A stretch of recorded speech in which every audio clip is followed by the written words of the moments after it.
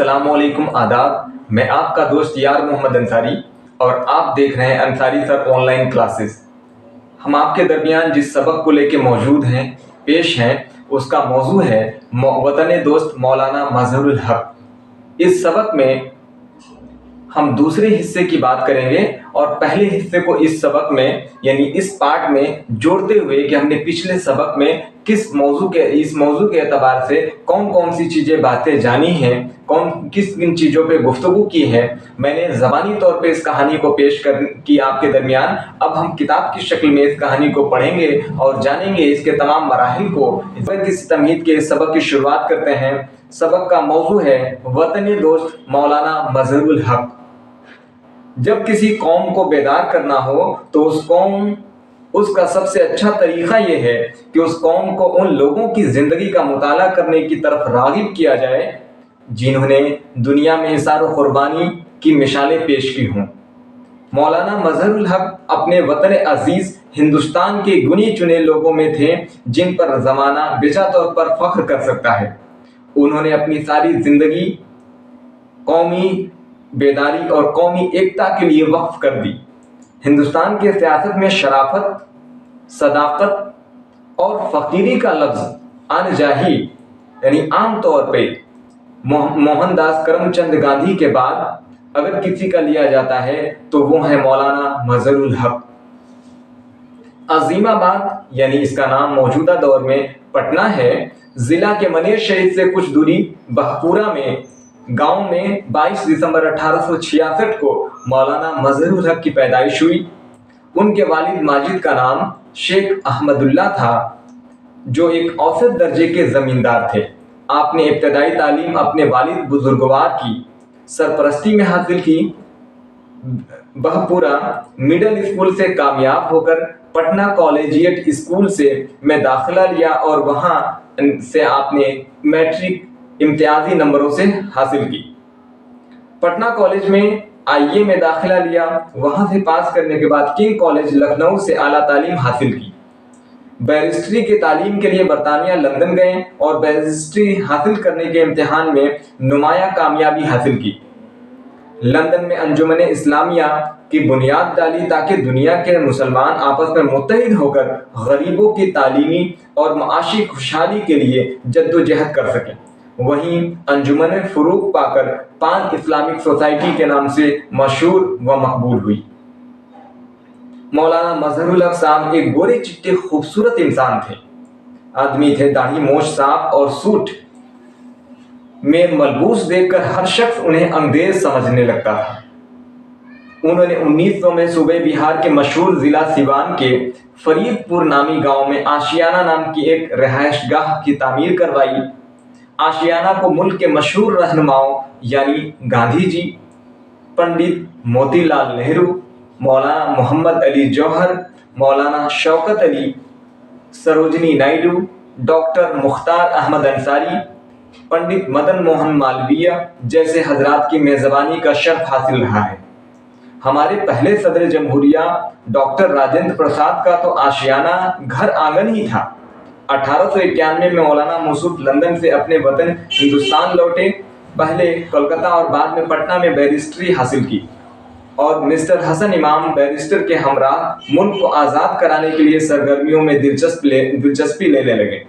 वह कई ज़ुबानों यानी उर्दू, फारसी, अरबी, अंग्रेजी और फ्रांसीसी पर पूरा अबूर रखते थे और किताबों के मुताला में रात के वक्त सर्फ कर देते थे। उन्हें बागवानी करने, नई नस्ल के कुत्तों को पालने, किस्म किस्म के परिंदों को जमा करने और उन पर तहकीक करने में बहुत दिलचस्पी रखते थे। उन्होंने गांधी जी के कौमी तालीमी पॉलिसी को काफ़ी तक़वियत बख्शी। Bihar national college, BN college और बिहार विद्यापीठ के बानियों में मौलाना मौसूफ का नाम सरे फहरिस्त है। उन्होंने पटना में अपने बाग के तवील हिस्से में सदाकत आश्रम की बुनियाद डाली जो उस वक्त से आज तक कौमी व फलाही तहरीकों का मरकज और कांग्रेस पार्टी का सदर दफ्तर बना हुआ है। मौलाना मौसूफ ने अंग्रेजी में मदरलैंड अखबार भी निकाला था और एक सदाकत प्रेस भी कायम किया था। सच तो ये है कि जिस्मानी और रूहानी और कौमी खिदमात की सलाहियतों से माला माल थे। उनकी बुनियादी और अवलीन मकसद हिंदू मुस्लिम इत्तेहाद कायम करना था और उसकी कामयाबी के लिए दिन रात मेहनत किया करते थे। वतन अजीज हिंदुस्तान की आज़ादी की वालहाना वाबस्तगी से सबब उन्हें सफ़े अव्वल के मुजाहिदीन आज़ादी की सफ़ में शामिल किया जा सकता है। 1925 में अपनी ज़िंदगी के आखिरी दिनों में वह लंबी दाढ़ी रखने लगे, मामूली खुदर का कुर्ता और पाजामा पहनते और खुदा तरसी और पारसाई के वसूलों पर हमेशा कारबंद रहते। फरीदपुर गांव ज़िला सिवान में अपने तामीर करदा आशियाना में बिल्कुल फ़कीराना ज़िंदगी गुजारते और साथ ही साथ कौमी व तालीमी बेदारी के कामों में दिन रात मसरूफ़ रहा करते थे। अफसोस, सद अफसोस, 2 जनवरी 1930 को वतन दोस्त अजीम रहनुमा मौलाना मजहरुल हक साहब का इंतकाल हो गया। यानी हिंदू मुस्लिम इत्तेहाद की वह शमा गुल हो गई जो पूरा हिंदुस्तान और ख़ासकर पूरा बिहार मातम सरा बन गया। ऐसे में सर फिरोज शाह ने वतन हिंद शख्सियत की पैरवी करके हम अपनी इज्जत, हुर्मत और वतन की आज़ादी की हिफाजत कर सकते हैं। इस मजमून के मजमून निगार हैं सैयद इस्माइल हसनैन नकवी, क्लास 3 सबक 15, वतन दोस्त मौलाना मजहरुल हक। इसका जो सिलसिलेवार जो मजमून का पहला हिस्सा है, किस तरीके से इसकी खूबी बख्शी गई है उसको देखते हैं कि जब किसी कौम को बेदार करना हो तो सबसे अच्छा तरीका यह है कि उस कौम को उन लोगों की जिंदगी का मुताला करने की तरफ राग़िब किया जाए जिन्होंने दुनिया में इसार और कुर्बानी की मिसालें पेश की हों। मौलाना मजहरुल हक इन्हीं में से एक हैं जिन पर ज़माना बेजा तौर पर फख्र कर सकता है। उन्होंने अपनी सारी जिंदगी कौम की बेदारी और कौमी एकता के लिए वक्फ कर दी। पैदाइश, मौलाना मजहरुल हक की पैदाइश 22 दिसंबर 1866 को अजीमाबाद, पटना जिले के मनेर शरीफ के कुछ दूरी पे आबाद एक गांव जिसका नाम बहपुरा था, वहां पे उनकी पैदाइश हुई। वालिद का नाम शेख अहमदुल्ला जो औसत दर्जे के जमींदार थे, ये भी मैंने यहाँ लर्न कर रखा है नाज़रीन, तलबा व तलबात। तालीम उन्होंने कहाँ से की? शुरुआती जो तालीम उनकी रही वो अपने वालिद गिरामी से हासिल की। उसके बाद बहपुरा के middle school, Patna collegiate school, Patna college और किंग कॉलेज लखनऊ। उसके बाद आला तालीम के लिए वो बरतानिया यानी लंदन चले गए और वहां से उन्होंने वकालत की डिग्री हासिल की। उसके बाद फिर वतन उनकी वापसी जब हुई तो उस समय वो 1891 में मुल्क हिंदुस्तान में फिर वापस होते हैं। उनकी रिहाइश गाह यानी 1900 में वो जिला सिवान के फरीदपुर गांव में एक रिहाइश गाह की तामीर करवाते हैं जिसका नाम उन्होंने आशियाना रखा। क्या रखा? आशियाना रखा। ये कई बार 12 सवालों में, यहाँ तक कि मैट्रिक और इसके आला दर्जात के सवालों में या कंपटीशन वगैरह में भी इस तरह के सवाल पूछे जाते हैं कि मौलाना मजहरुल हक ने सिवान जिले के फरीदपुर गांव में जिस आशियाना की बुनियाद रखी थी, जिस मकाम या रिहाइश गाह की बुनियाद रखी थी, उसका नाम क्या था? तो उसका नाम आशियाना था। कौमी तालीमी पॉलिसी जो महात्मा गांधी की देन थी शुरुआती दौर में, वो उसके बानी के तौर पे भी जाने जाते हैं। बिहार नेशनल कॉलेज, जिसको मौजूदा दौर में बीएन कॉलेज के नाम से पूरे बिहार ही नहीं मुल्क में जाना और पहचाना जाता है। इसके अलावा बिहार विद्यापीठ, सदाकत आश्रम जो अपने ज़मीन के हिस्से के बाग के हिस्से में ही बनाया गया था, तामीर करता था, उसको इन्होंने वक्फ कर दिया कांग्रेस उस समय के रहनुमाओं के तौर पे, जो कांग्रेस का सदर दफ्तर बना हुआ है। मौलाना मजहरुल हक की वफात 2 जनवरी 1930 को हुई और इसके मजमून निगार कौन है? तो सैयद इस्माइल हसनैन नकवी हैं। सैयद इस्माइल हसनैन नकवी इसके मजमून निगार हैं। तो हमने इस तौर पे ये वाज़ह तौर पे आपको ज़ाहिरी तौर पे बताया कि मौलाना मजहरुल हक जो हमारे हिंदुस्तान के अलावा बिहार के फ़ख्र कौम की तौर पे उनको लिया जाता है, देखा जाता है। वो अनमोल हीरे के तौर पे बिहार में पहचाने और जाने जाते हैं। बिहार में तालीमी निसाब की बात करें या रुझानों की बात करें तो उन्होंने बहुत जद्दोजहद किया। यहाँ के हिंदू मुस्लिम इत्तेहाद को उन्होंने बरकरार रखने की पूरी ज़िंदगी कोशिशें करते रहे।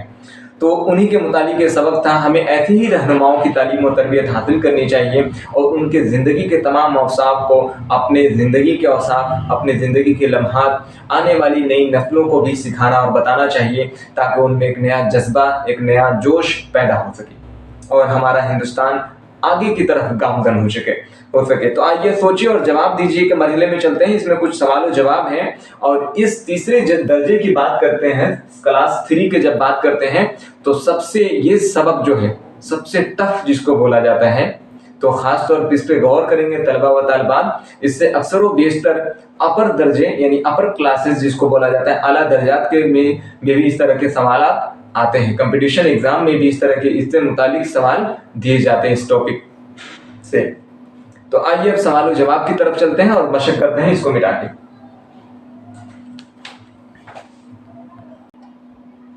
सबक 15 मौलाना मजहरुल हक के मुतालिक जो सवालात व जवाबात दिए गए हैं हमारी किताब में, उसके मुतालिक हम अब मशक करने वाले हैं। तो आइए हम बोर्ड की तरफ चलते हैं और आपको पहला सवाल पढ़ के सुनाते हैं कि क्या सवाल पूछा गया है। पहला सवाल है, कौमी रहनुमाओं की सवानह उम्री यानी जिंदगी के हालात पढ़ने से क्या फायदा होता है। तो आइए इसका जवाब तहरीर करते हैं, लिखते हैं। कौमी रहनुमाओं की सवा उम्री यानी जिंदगी के हालात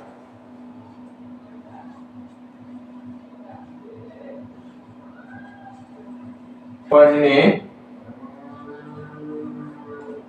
से ये फायदा होता है कि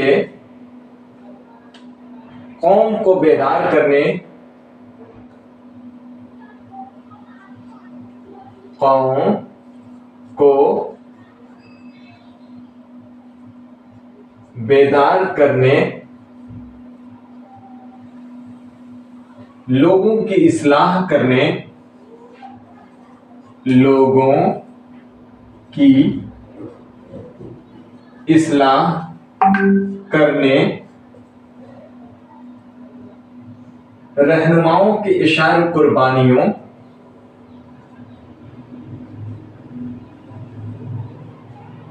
रहनुमाओं के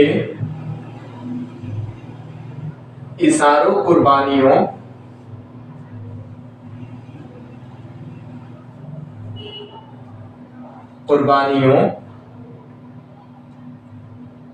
और उनके जद्दोजहद यानी कठिन परिश्रम से हम रूबरू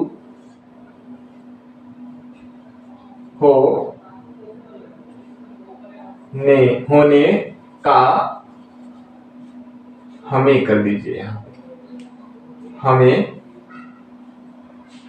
रूबरू होने का मौका मिलेगा, रूबरू होने का मौका मिलेगा। तो आइए एक बार जवाब पढ़ लेते हैं। जवाब है, कौमी रहनुमाओं की सवाने उम्री यानी जिंदगी के हालात पढ़ने से ये फायदा होता है कि कौम को बेदार करने, लोगों की इस्लाह करने, रहनुमाओं के इशारों कुर्बानियों और उनके जद्दोजहद से हमें रूबरू होने का मौका मिलता है। दूसरा सवाल है, मौलाना मजहरुल हक साहब की मुख्तसर सवाना हयात आसान उर्दू में लिखिए। मौलाना मजहरुल हक साहब की मुख्तसर सवाना हयात आसान उर्दू में लिखिए। जवाब लिख लीजिए। मौलाना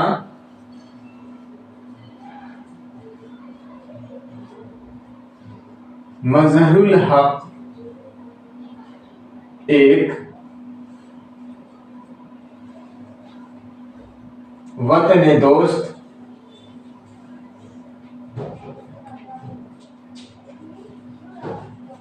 अजीम रहनुमा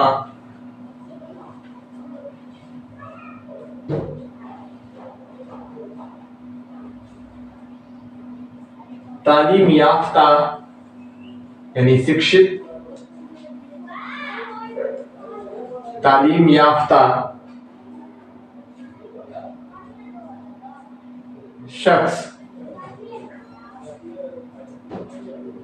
की पैदाइश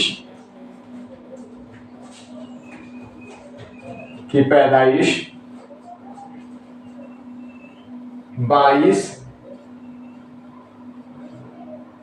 दिसंबर 1866 ईस्वी को अजीमाबाद यानी पटना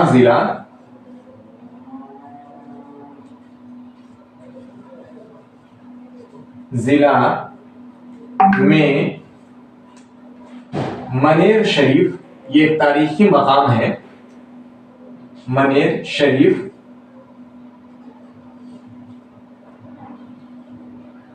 के करीब या कुछ दूरी पे के करीब एक गांव बहपुरा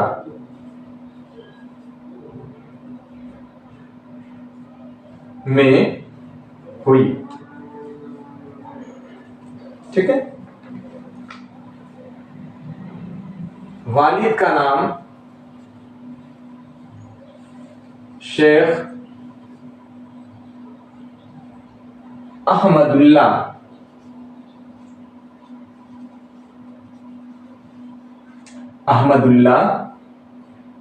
था, जो एक जमींदार थे।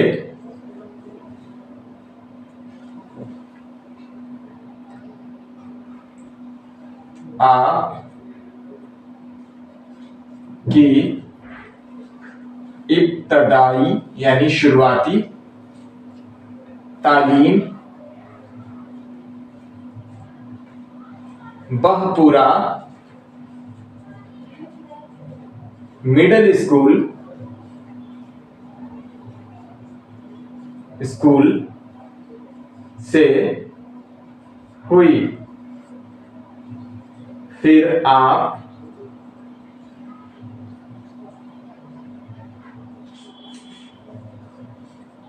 पटना कॉलेजिएट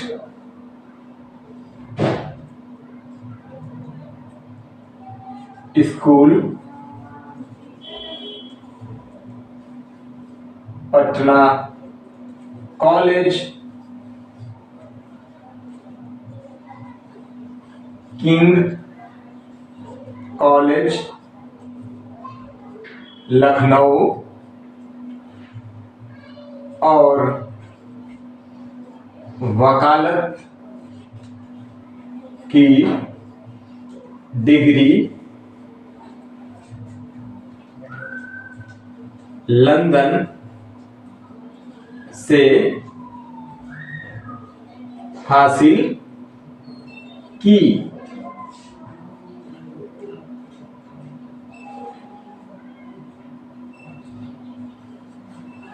उसके बाद 1891 को वतन वापसी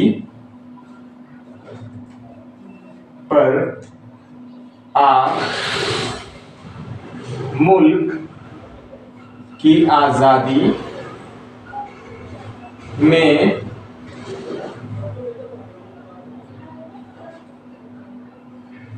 हिंदुस्तान के अजीम रहनुमाओं के साथ कदम से कदम मिलाकर चलते रहें। आप का इंतकाल 2 जनवरी 1930 को सीवान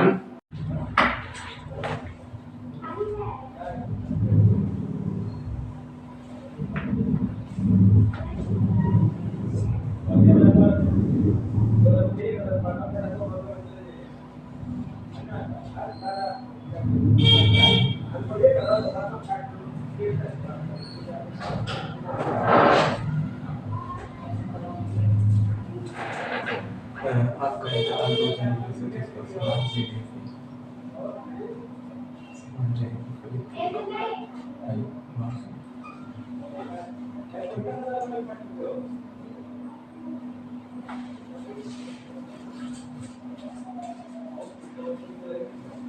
शादाब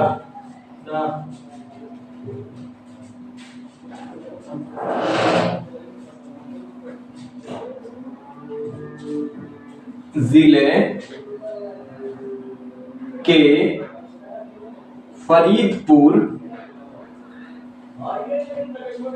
गांव में वाक़े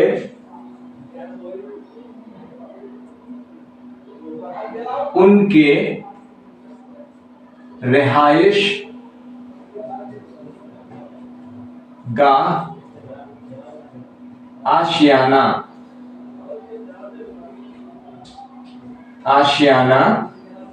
में हुई।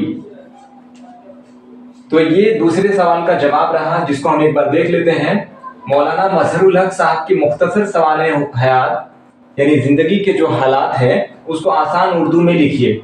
मौलाना मजहरुल हक एक वतन दोस्त, अजीम रहनुमा, तालीम याफ्ता शख्स की पैदाइश 22 दिसंबर 1866 को अजीमाबाद यानी पटना जिला में मनेर शरीफ के करीब यानी कुछ दूरी पे एक गांव बहपुरा में हुई। वालिद का नाम शेख अहमदुल्ला था जो एक जमींदार थे।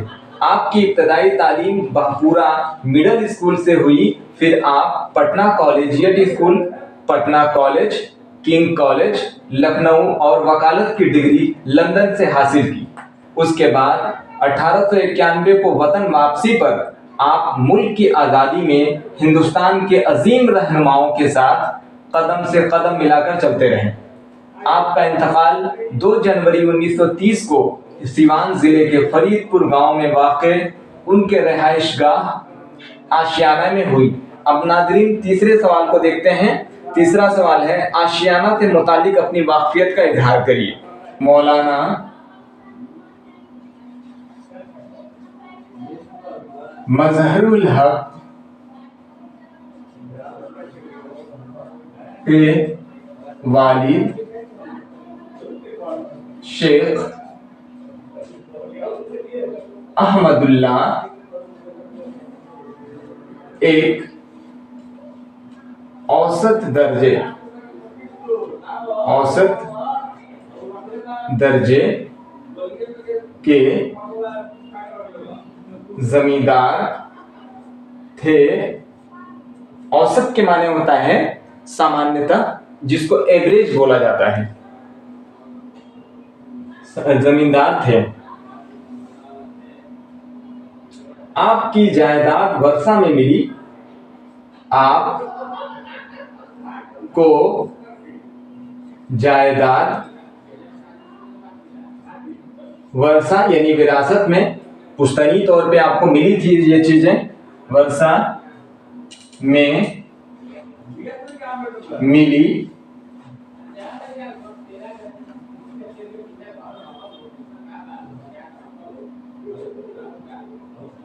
आप लंदन से बैरिस्ट्री की तालीम हासिल करने के बाद, आप लंदन से वकालत यानी बैरिस्ट्री, वकालत की तालीम हासिल करने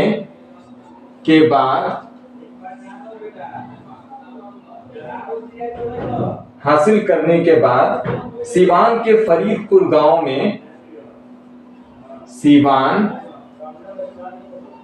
जिले के फरीदपुर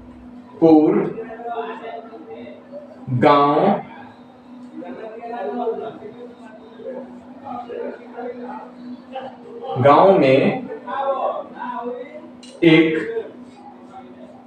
रिहाइश गाह के माने होता है रहने की जगह, घर, रिहाइश गाह या इमारत जिसको कह सकते हैं, की तामीर करवाई, जिसका नाम आपने आशियाना रखा। आशियाना रखा, जिसका नाम आपने आशियाना रखा, जहां हिंदुस्तान के अजीम रहनुमाओं का तांता लगा रहता था, जहां मुल्क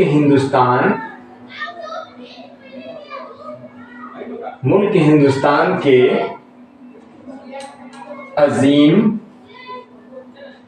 रहनुमाओं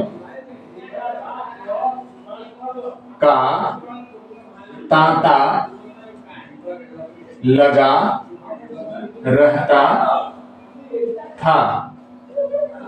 लगा रहता था। मुल्क हिंदुस्तान के आज़ादी के लिए यहाँ हिकमत अमली तैयार की जाती थी और अजीम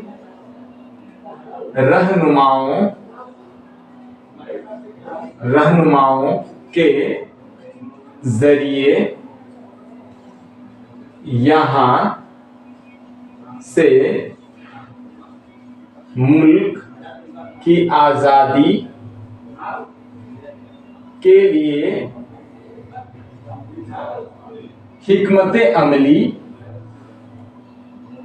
यानी ढांचा, हिकमत अमली तैयार की जाती थी, जिसको रणनीति बोला जाता है, जाती थी। तो इस सवाल का जवाब, जो सवाल पूछा गया है नाज़रीन, आशियाना से मुतालिक अपनी वाक़फ़ियत का इजहार कीजिए। मौलाना मजहरुल हक के वालिद शेख अहमदुल्ला एक औसत दर्जे के जमींदार थे। वो आपको जायदाद वर्षा में मिली थी। आप लंदन से वकालत की तालीम हासिल करने के बाद सीवान जिले के फरीदपुर गांव में एक रिहाइशगाह की तामीर करवाई, जिसका नाम आपने आशियाना रखा, जहां मुल्क हिंदुस्तान के अजीम रहनुमाओं का तांता लगा रहता था। अजीम रहनुमाओं के जरिए यहाँ से मुल्क की आज़ादी के लिए हिकमत अमली तैयार की जाती थी। मौलाना मजहरुल हक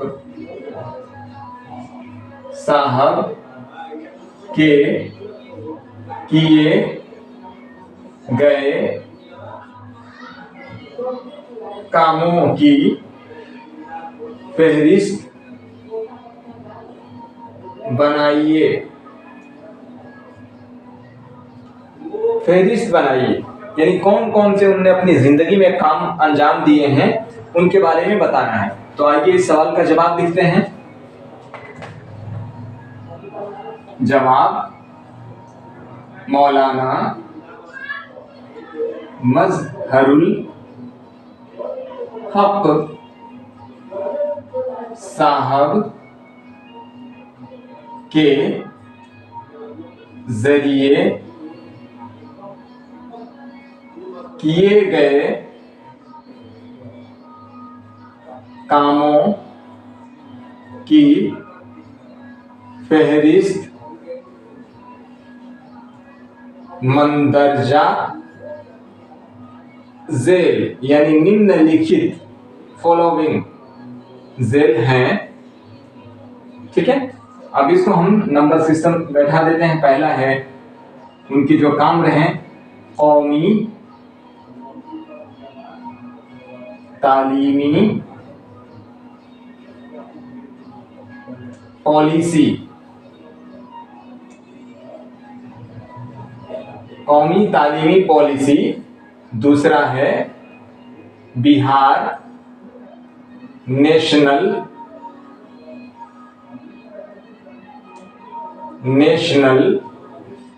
कॉलेज, जिनको बीएन कॉलेज के नाम से भी जाना जाता है, कॉलेज। तीसरा है कांग्रेस का रिहायशी दफ्तर। तीसरा कांग्रेस, जिसको हम लोग सदाकत आश्रम बोलते हैं, सदाकत आश्रम की बुनियाद, जो कांग्रेस का सदर दफ्तर भी कहलाता है और अजीम रहनुमाओं का मुल्क आज़ादी के दौर में यहाँ आना जाना और राजधानी पेश करने, हिकमत अमली तैयार करने की एक खास मकाम था बिहार के, अगर बात करें तो।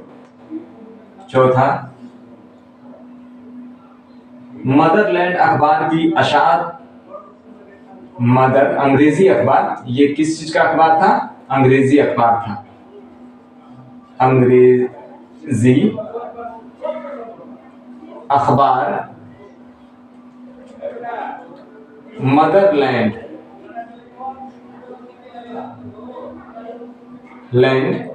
की मदरलैंड की अशार। ठीक है, उसके बाद है और इसके अलावा उन्होंने सदाकत प्रेस भी कायम किया था। सदाकत प्रेस।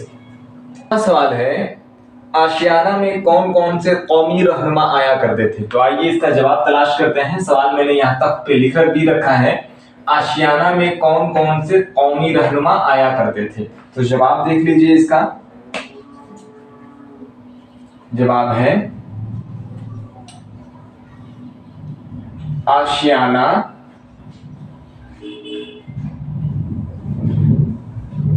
में मुल्क के अजीम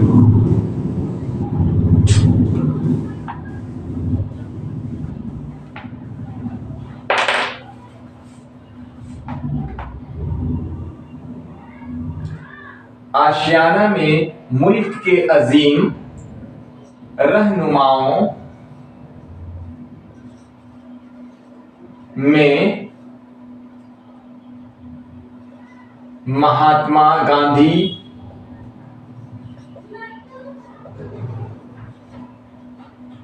मोतीलाल नेहरू,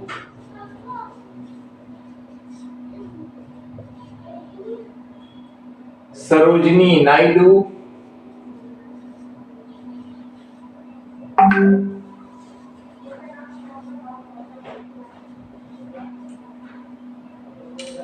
डॉक्टर मुख्तार अहमद अंसारी,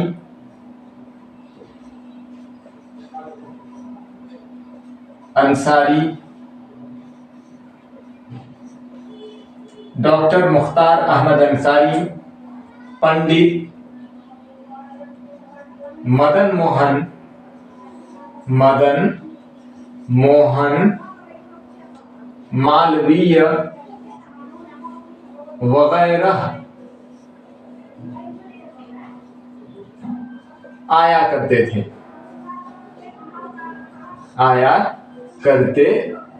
थे। तो इस तरीके से जवाब हमारा हुआ, आशियाना में मुल्क के अजीम रहनुमाओं में महात्मा गांधी, मोतीलाल नेहरू, सरोजिनी नायडू, डॉक्टर मुख्तार अहमद अंसारी, पंडित मदन मोहन मालवीय वगैरह आया करते थे। जो अल्फाज दिए गए हैं पहले उसको हम लिख लेते हैं, उसके बाद इसके मानी को देखेंगे। पहला है रागिब,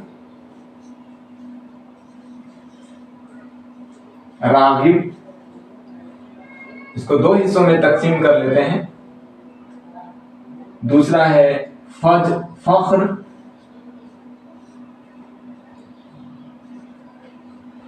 बेदारी,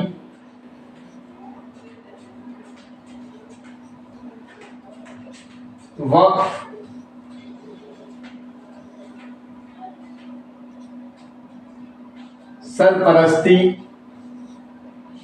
सरपरस्ती,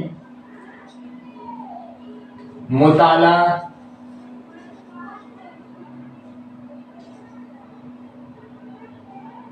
और सदाकत।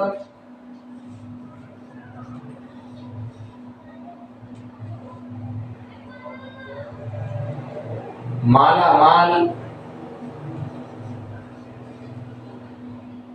ये दूसरा सवाल है, यहां से शुरू होता है दूसरा सवाल, दूसरे हिस्से का। माला माल, वालहाना,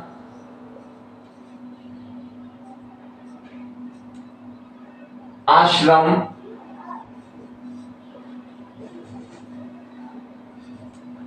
हुर्मत,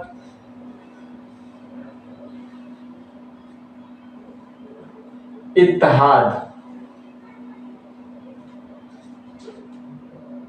चलिए अब एक एक का लफ्ज मानी देख लेते हैं। रागिब के माने होता है रगबत करने वाला। क्या होता है? रगबत करने वाला, रगबत करने वाला, जिसके माने होता है झुकाव के। क्या होता है? या मुतवज्जा, तवज्जो देने वाला, मुतवज्जा या झुकाव, ठीक है। और फख्र के माने होता है नाज, जिसको बुजुर्गी या इफ्तिखार भी बोला जाता है। बेदारी के माने होता है जागना,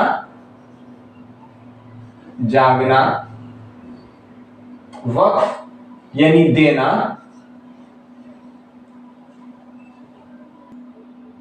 सरपरस्ती के माने देखभाल या निगरानी, मुताला यानी गौर करना, सदाकत के माने सच्चाई, मालामाल यानी दौलतमंद, वालहाना यानी जज्बाती लगाव रखने वाला, आश्रम यानी जो सूफियों के रहने की जगह होती है या मकाम होता है उसको खानकाह बोला जाता है। उसी तरीके से ऋषि मुनियों के रहने की जगह को आश्रम बोला जाता है। तो खानकाह या ऋषि मुनियों के रहने की जगह। हुर्मत के माने इज्जत, इत्तेहाद के माने दो या दो से ज्यादा चीजों का एक दूसरे में मिल जाना। नीचे लिखे हुए लफ्जों से जुमले बनाएं।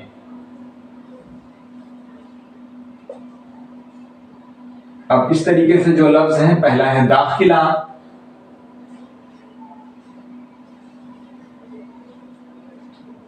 उसके बाद औसत,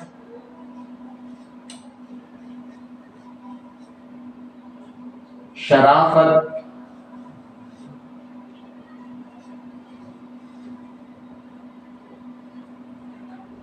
इसार,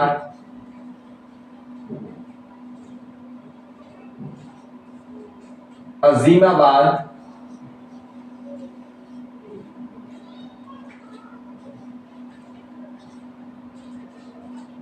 इम्तियाज,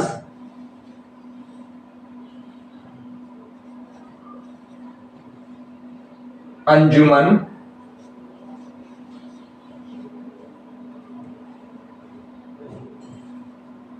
मलबूस,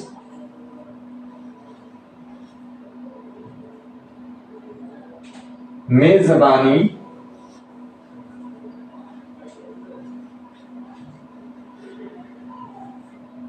घर आंगन।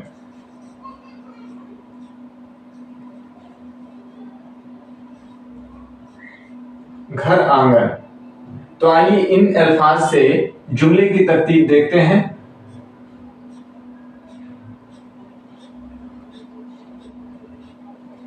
चलिए, पहला लफ्ज है दाखिला। तो स्कूल में बच्चों का दाखिला बंद है, या हम कह सकते हैं कि मां दिसंबर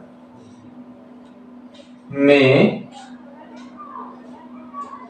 स्कूल में बच्चों का दाखिला बंद है। चलिए, दूसरा लफ्ज है औसत। तो मौलाना मजहरुल हक के वालिद औसत दर्जे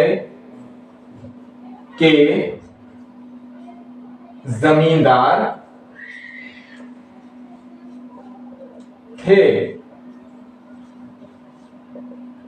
मौलाना मजहरुल हक के वालिद, जिनका नाम शेख अहमदुल्ला था, वो औसत दर्जे के जमींदार थे। शराफत, हमें अपने हम उम्रों या हम उम्र वालों के साथ भी शराफत से पेश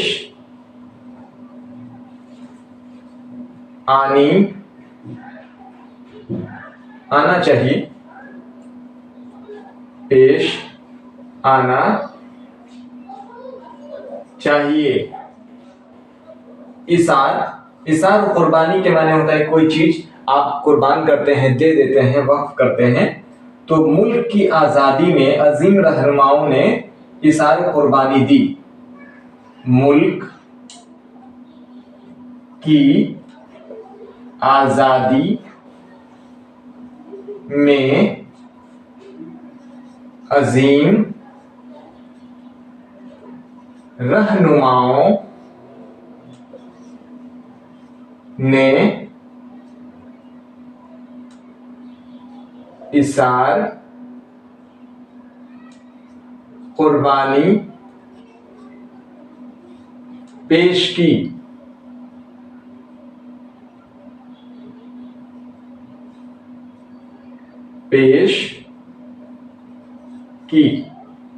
अगला है अजीमाबाद। पटना शहर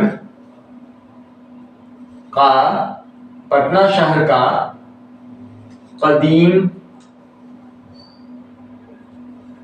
नाम अजीमाबाद था। अब है इम्तियाज।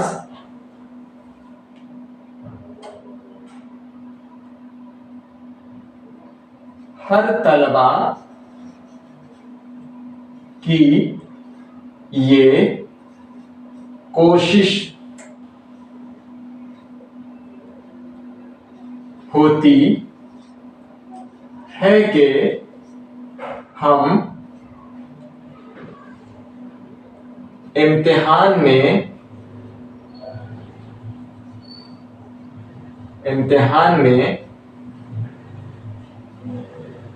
इम्तियाजी नंबरात हासिल करें। अगला लफ्ज है अंजुमन। तो अंजुमन के माने हो सकता है इदारा, ठीक है। तो इस सबक से भी मुतालिक लिख सकते हैं। तो आप लिखें कि मौलाना मजहरुल हक ने लंदन में एक अंजुमन कायम किया था। अगला है मलबूस। मलबूस के माने होता है पोशीदा या छिपा हुआ।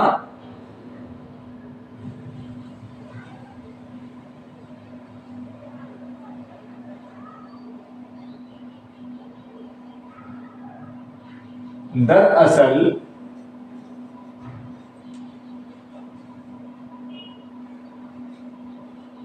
अच्छे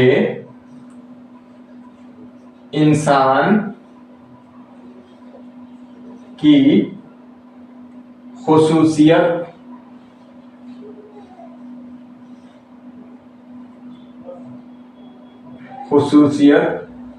मलबूस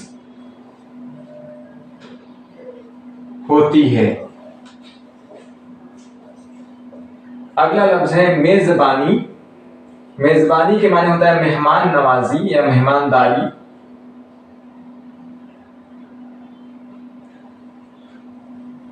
मौलाना मजहरुल हक बिहार में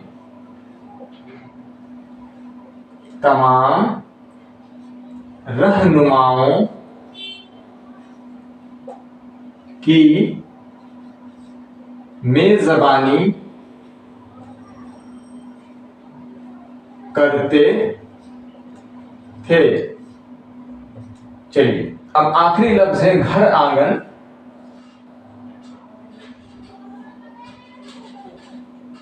डॉक्टर राजेंद्र प्रसाद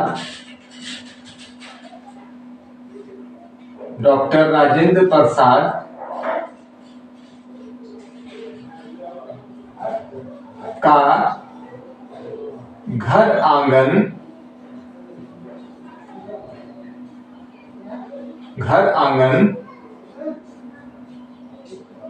दर हकीकत में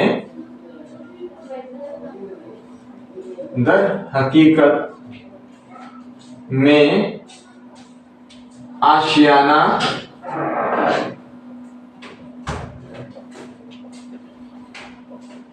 डॉक्टर राजेंद्र प्रसाद का घर आंगन दर हकीकत में आशियाना ही था। और आखिरी सवाल देखते हैं। हिंदुस्तान की आजादी पर 10 सतरें मंदरजा झेल हैं। 10 सतरे के माने 10 इसको जुमलों में इस्तेमाल करके बेहतरीन तरीके से हमने रकम कर रखा है इस तख्त पे। यौम आज़ादी के मुतालिक हमारे तलबा व तालिबात के लिए जो मजमून है वो बेहतरीन हो सकता है। तो यौम आज़ादी यानी 15 अगस्त के मौके पर आप अगर तहरीर करना चाहते हैं, बोलना चाहते हैं, स्पीच देना चाहते हैं, तो इस मजमून को भी आप लिख लीजिए, तहरीर कर लीजिए और मशक कर लें, याद कर लें, तो आपके लिए बड़ा मुफीद हो सकता है। तो आइए क्या लिखा गया है उसको पढ़ते हैं। हमारा मुल्क हिंदुस्तान 15 अगस्त 1947 को आज़ाद हुआ। फिरंगियों ने बड़े चालाकी से हमारे मुल्क पर कब्जा कर रखा था। मुल्क के अजीम रहनुमाओं ने काफ़ी जद्दोजहद के बाद मुल्क को आज़ाद कराया। अंग्रेज़ हिंदुस्तानियों पर जुल्म सितम किया करते थे। उन्होंने मकामी कारोबार को बर्बाद कर दिया। यहाँ से पैदा होने वाली चीज़ों को अपने मुल्क में ले जाकर ज़्यादा मुनाफा पर बेचते थे। पहले महात्मा गांधी ने आज़ादी की राह दिखाई। आखिरकार अंग्रेजों को मुल्क छोड़ना पड़ा। इसी खुशी में हर साल हम 15 अगस्त को यौम आज़ादी मनाते हैं। यौम आज़ादी के माने स्वतंत्रता दिवस, जिसको इंडिपेंडेंस डे बोला जाता है। हमें अपने मुल्क के रहनुमाओं को याद करना चाहिए या करनी चाहिए। इस तरीके से ये मजमून आप लिख सकते हैं। नाजरीन, ये पूरा सीरीज यानी सबक 15 का मौलाना वतने दोस्त मौलाना मजहरुल हक के मुतालिक हिस्सा 1 और हिस्सा 2 यानी कि अव्वल और दोम का सबक आपको कैसा लगा, आप अपनी राय ज़रूर दीजिएगा। और इस वीडियो को बनाने में बड़ी मुश्किलें आई हैं। आप बराए मेहरबानी आपसे गुजारिश होगी कि अब तक आपने हमारे चैनल को सब्सक्राइब नहीं किया है तो सब्सक्राइब कर लीजिए और फेसबुक पेज को फॉलो करें ताकि आने वाली कोई भी वीडियोस आपको सबसे पहले मिल जाए। बहुत बहुत शुक्रिया, धन्यवाद।